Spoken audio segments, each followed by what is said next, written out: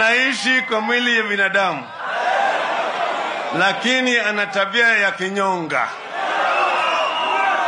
Nani hiyo? Nani hiyo? Mmeshindwa. Unipate mimi mji basi.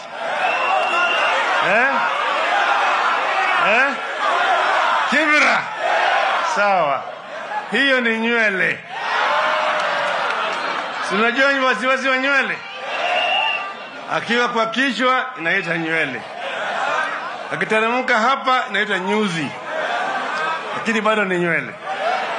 Akiingia kwa macho hapa inaitwa kope. Bado ni nywele. Akiteremka hapa inaitwa shurubu.